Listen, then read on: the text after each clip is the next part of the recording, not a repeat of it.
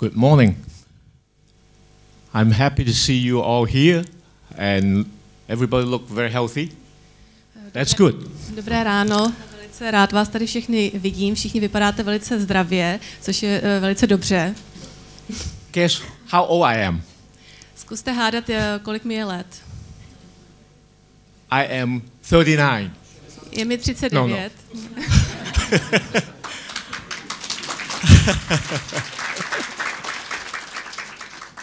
I'm 72 years old.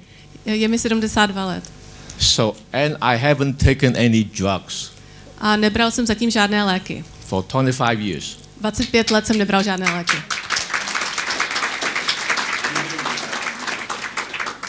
I have been taking my own herbal supplements. Beru pouze své vlastní bylinné doplňky. Because I really don't believe in drugs. Protože skutečně nevěřím na léky. Now, what I'm going to talk today is about Phyto True system. Dnes budu hovořit o systému Phyto True. A system that can take care of the analysis of herbs so that it would be like analyzing drugs. Je to systém, který se týká analýzy bylinek. Je to něco, jako když se dělá analýza u léků. So that they will be reproducible and then can be used in research and clinical trial and then also in products that are reproducible. Tak, aby byly reprodukovatelné, aby mohly být opět využívány znovu a znovu ve výzkumu, v klinických zkouškách a později v přípravcích. Now, I think you all have a copy of a handout of my presentation. Myslím, že všichni máte kopii té mé prezentace, dostali jste ji. But I'm not going to follow it. Ale já se nebudu té prezentace přesně držet. You can read it when you have time. Můžete si ji přečíst, až budete mít čas. What I want to do is to tell you a few highlights of what this Phyto technology is Phyto True technology is about. Já vám chci jenom říct si takové hlavní body, o čem ta technologie Phyto True vlastně je. I think you all are aware that the present healthcare system is not really healthcare.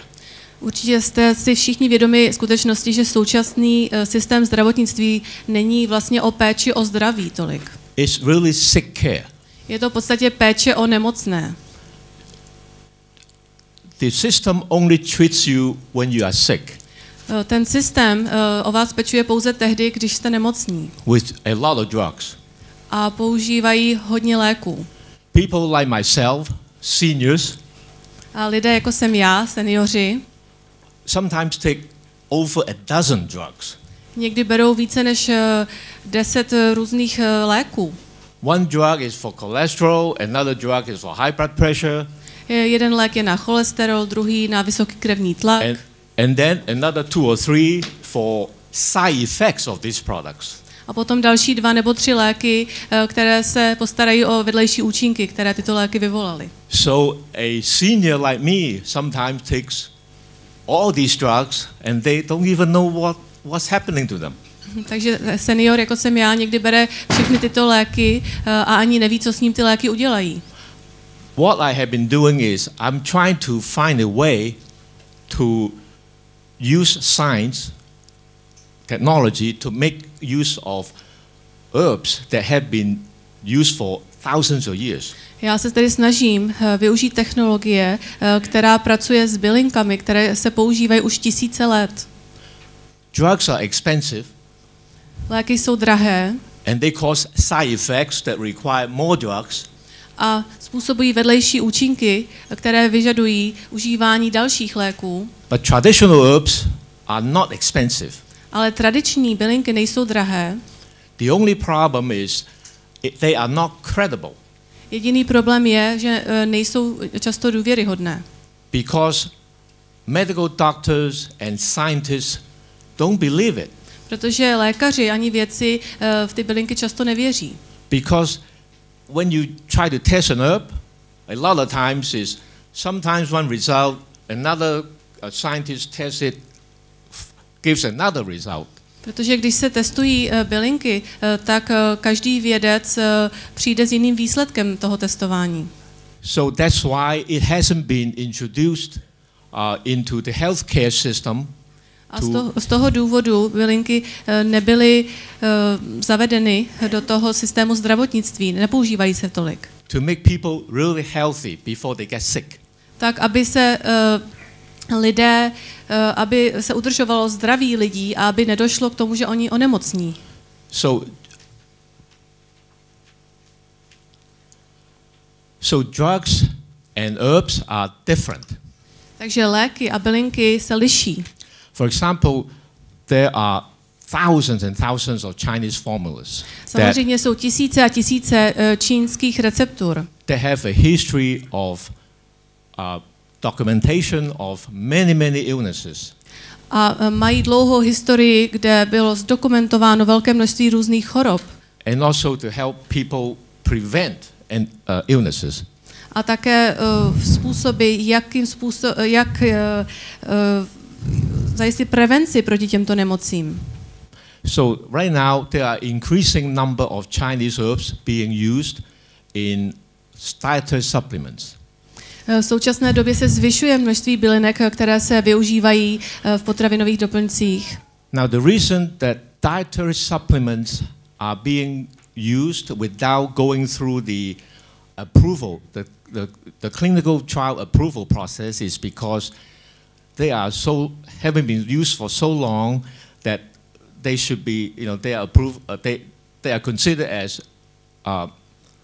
effective and safe. A důvod, proč se využívají bylinky tak často v těch doplňcích a aniž by byly nějakým způsobem schváleny pomocí klinických testů, je ten, že ty bylinky jsou používány už tak dlouhou dobu a bylo již tolikrát prokázáno, že jsou efektivní a bezpečné.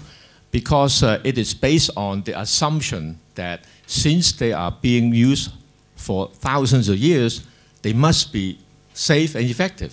Protože je to založeno na předpokladu, že pokud bylinky se používají už tisíce let, tak musí být efektivní a musí být bezpečné. But the problem is the modern herbal supplements are not like traditional herbal formulas. Ale problém je v tom, že ty moderní bylinné doplňky již nemají moc společného s těmi tradičními bylinkovými nebo bylinkovými recepturami. Once you make them into a modern product like a drink or tablets or capsules, they are different. Pokud ty bylinky se objeví v těch moderních produktech, jako jsou různé nápoje, jako jsou různé kapsle a podobně, tak ty bylinky už jsou jiné. Because herbs are not like drugs, I said. Protože, jak jsem říkal, bylinky nejsou jako léky.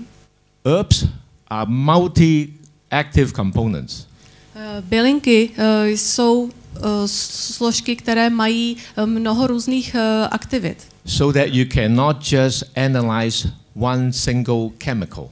Není možné v nich zanalyzovat pouze jedinou chemikálii. Like drugs. Jako je tomu u léků. So in order to analyze complex Chinese medicine or any kind of herbs, you have to use multiple analytical methods. Pokud tedy chcete analyzovat bylinky, tradiční čínskou medicínu, potřebujete velké množství různých technik. You need to include all the active components in the herb.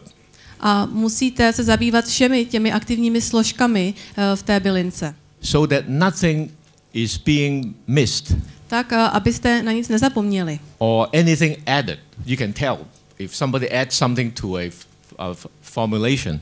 A musíte se vyvarat toho, aby nikdo nepřidával žádné příměsi. Such as adulterants, chemicals that don't belong there. Ať už jsou to tedy příměsi nebo nějaké chemikálie, které do těch bylinek nepatří. So because of the problem with not being able to analyze herbs, I developed a method now that we can analyze herbs and preserve all the components in it. A protože jsme vlastně neměli metodu, jak analyzovat bylinky, tak já jsem přišel s touto metodou a díky té metodě jsme schopni zjistit, co všechno ta bylinka obsahuje. So that's one component of my Phyto True system. To je jedna z těch složek mého systému Phyto True. The important part about the Phyto True system, which can be applied to herbs, to bring products, new herbal products into the marketplace, is because we, in our product, it has the tradition in it, and also we use multiple analytical methods to analyze it so that nothing is being missed. Takže ten můj systém Phyto True je založen jak na tradici, tak na celé řadě různých analytických metod, kdy analyzujeme celkové složení bylinky tak, abychom na nic nezapomněli. So for example, in our product, Phyto. Takže například v mém produktu Phyto True we have 16 herbs. Máme 16 bylinek. But there are maybe 8 that are most important. Ale asi 8 z nich je nejdůležitějších. And we can analyze it so that they all show up. A my můžeme bylinku zanalyzovat tak, aby se všechny ty bylinky objevily On the analysis.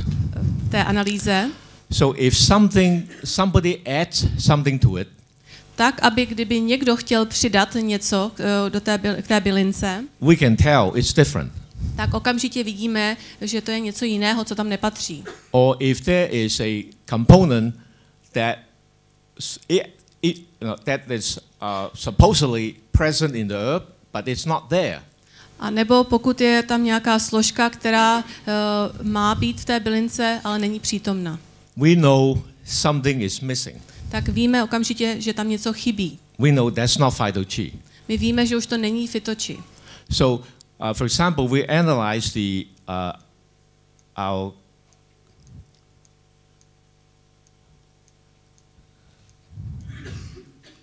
competitors' products. Let's see, where is it?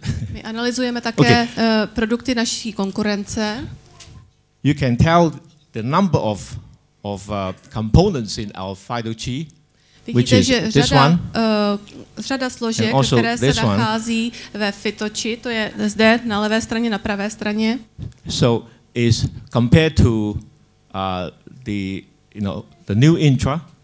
Se srovnávalo s novou introu. The alveol. Toto je alveol. And pear juice concentrate. A také s koncentrátem hruškového džusu. And the grape. Dále apple and grape.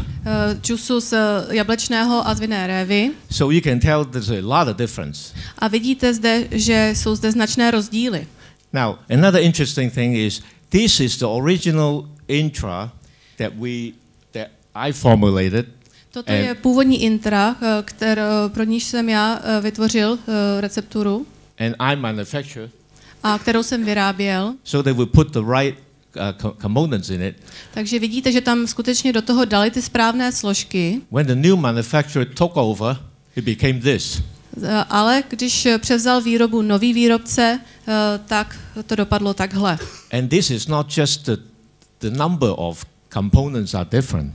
A to není jenom v tom, že počet složek se liší. But also the concentration is very, very different. Ale i koncentrace je velice odlišná. Now, for example, here is this the original intra. Toto je původní intra, jak vypadala předtím. We analyze 0.4 parts of it. A my jsme analyzovali žádná celá 4 ředění. Comparatively, it's 0.4 grams, for example. Takže pro srovnání to je žádná celá 4 gramů například. And then here, this intra, the current intra being sold, we analyze 5 grams of it. Zatímco v té nové intře, tam jsme v analýze zjistili už 5 gramů té dané látky. So the ratio is 12.5 times.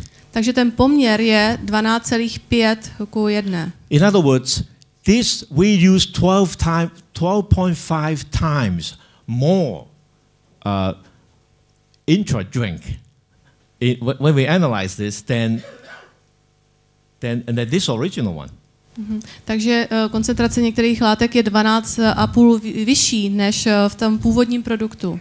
So this is basically, you can tell that this is. Takže naopak. So this is, you can tell, this is at least 25 or 30 times more concentrated than this. Takže vidíte, že zde je to asi, ta koncentrace je asi 25krát až 30krát vyšší než v tom druhém případě.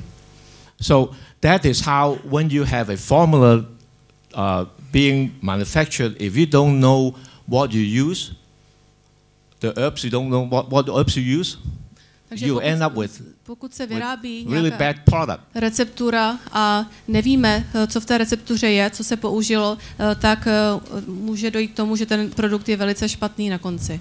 Right now, there's no technology or no company analyze for those things. A v současné době neexistuje žádná technologie nebo společnost, která by dělala takovéhle analýzy. They might be analyzing a particular chemical. Možná dělají analýzu jenom konkrétní chemikálie. For example, they might analyze for this one and then nothing else. Například mohou udělat analýzu u této složky, ale už nebudou analyzovat další složky. But in our product we use real ingredients. Ale v našich produktech používáme skutečné ingredience, That we extract according to tradition. které jsme extrahovali na základě tradice. So that our product is the true product. Takže ten náš produkt je skutečný, pravý produkt. That is what our Phyto is. A o tom je naše Phyto. And now, in order to connect the safety and efficacy of Phyto, tak abychom spojili jak bezpečnost, tak účinnost Phyto, we have to make use of the one thing that we have is the let me go back to the. We have to make use of our PTRM, meaning Phyto True reference materials. Musíme využít naše takzvané PTRM, což jsou referenční materiály Phyto True. These are specially prepared herbal materials. To jsou speciálně připravované bylinné materiály, based on traditional sources, které jsou založené na tradičních zdrojích, so that they represent tradition and not just one particular location. Takže představují skutečně tradici a ne pouze jedno konkrétní místo. Now, just like when you do pharmaceutical analysis, which is very easy. Stejně jako když provádíte farmaceutickou analýzu, což je velice snadné. For example, if you manufacture aspirin. Například, když vyrábíte aspirin. It's very easy to analyze aspirin. Je velice snadné zanalyzovat aspirin. To whatever pharmacopoeia limit is, say 99.5%. A to až do výše 99,5%. But in herbs, you cannot do that. Ale u bylinek to není možné. What the best we can do at this point, other companies are doing. Co můžeme udělat v současné době a co dělají i jiné společnosti, is use a so-called botanical reference material. Je to, že můžeme využít botanický nebo tedy rostlinný referenční materiál, takzvaný. Not Phyto True reference material. Nikoli referenční materiál Phyto True. The botanical reference material is used as a standard for rostlinný referenční materiál se používá jako standard to make sure that the herb is the right herb. K zajištění toho, že ten materiál je skutečně pravý materiál. But if you only, no, this is only from one particular location. Ale teď hovoříme jenom o konkrétním jednom místě odběru toho materiálu. If somebody does research using a reference from another field, pokud někdo bude dělat výzkum a bude používat referenční materiál bylinky z jiného pole například, or another location, nebo z jiného místa, they might produce different components. tak je možné, že ten výzkum ukáže jiné výsledky. Not very, very different, but still a little bit different. Ty výsledky nebudou natolik odlišné, ale přesto budou do určité míry odlišné. So if you want to produce exactly the same result in clinical trial or research, pokud chcete dosáhnout stejných výsledků v klinickém studii nebo klinickém výzkumu, it's very difficult. Je to velice obtížné. Because there are variations. Protože existují určité variace. And also based on traditional records, documentation. A také na základě tradičních záznamů a na základě dokumentace. And herbs activity or safety is based on documentation from different sources of the same herb over hundreds of years. Tak aktivity jednotlivých bylinek a jejich bezpečnost je založena na tom, odkud pochází ty bylinky. To je zdokumentováno již velice rozsáhle a už po stovky let.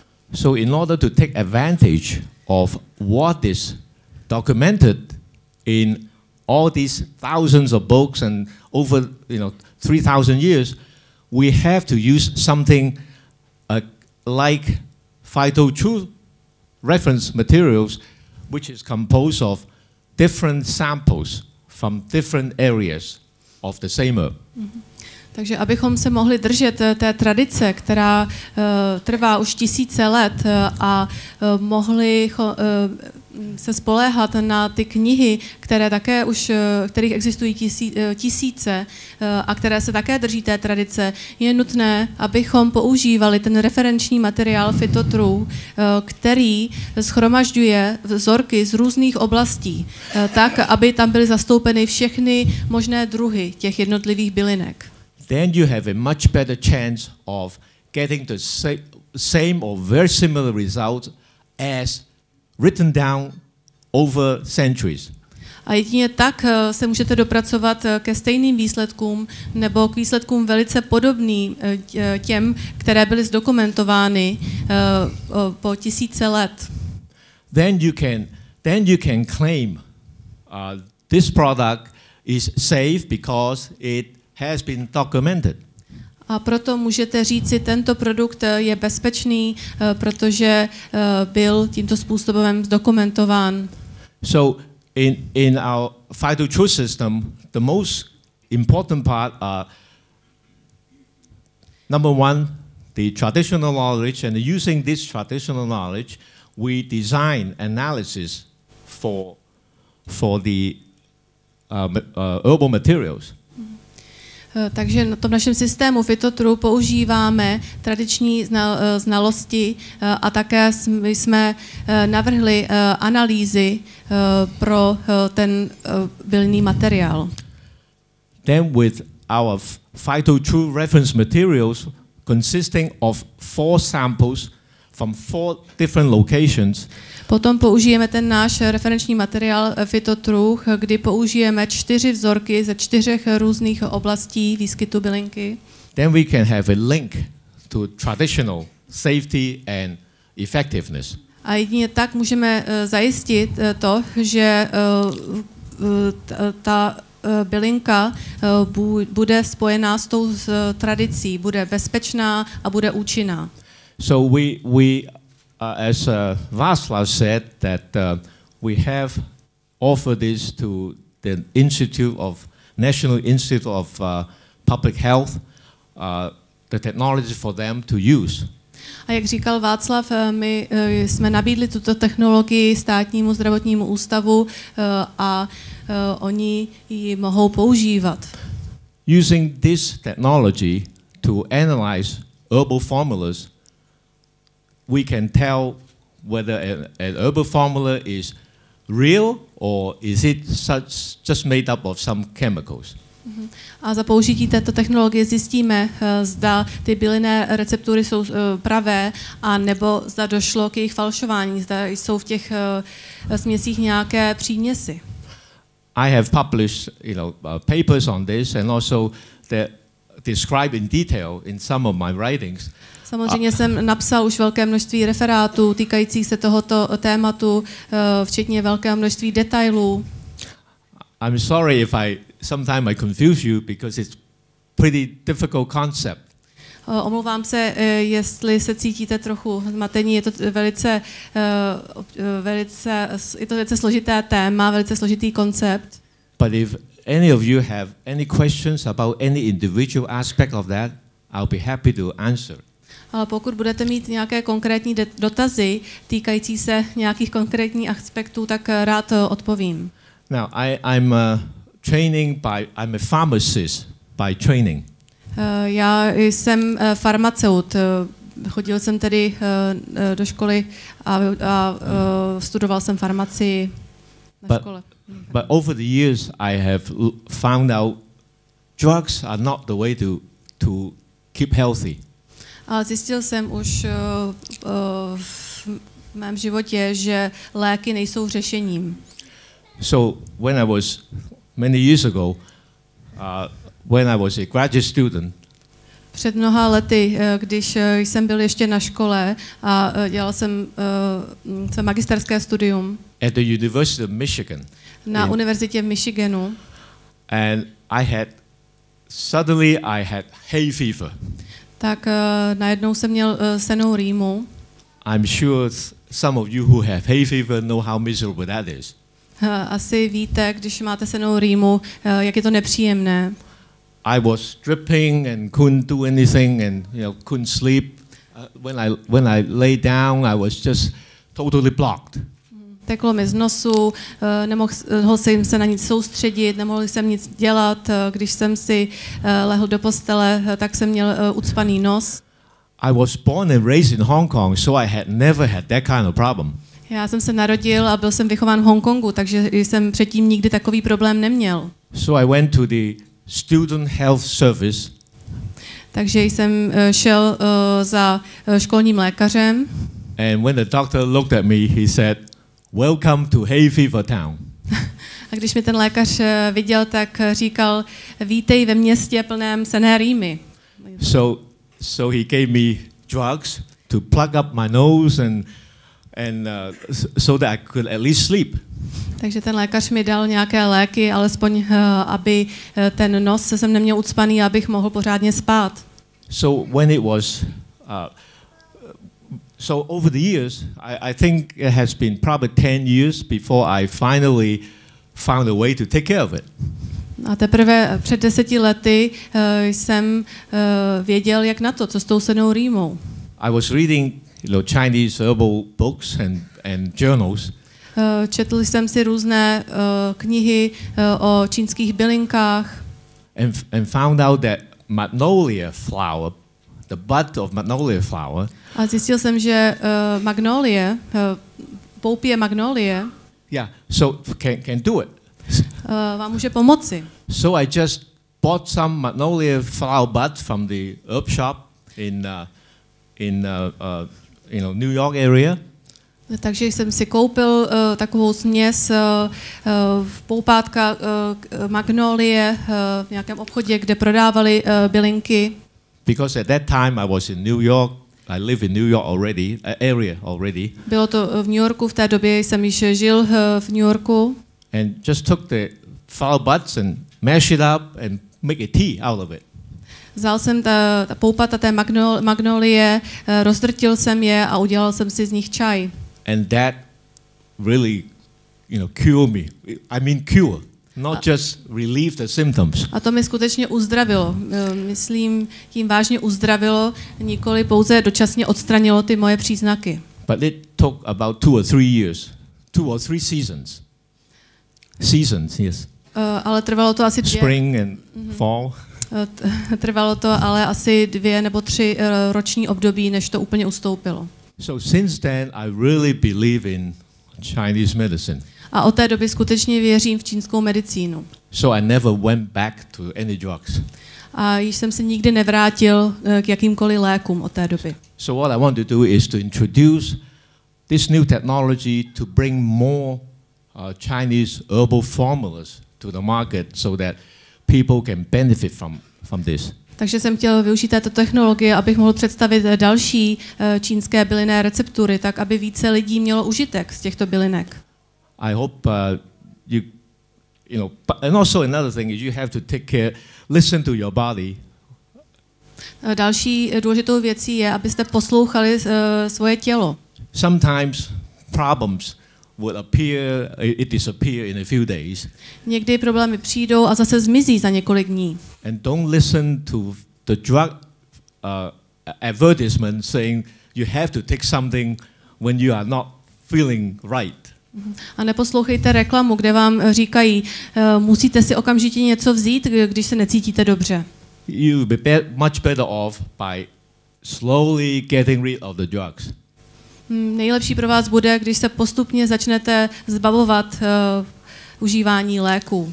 And I hope you all stay healthy and don't get sick. A doufám, že všichni zůstanete zdraví a neonemocníte. Thank you. Děkuji.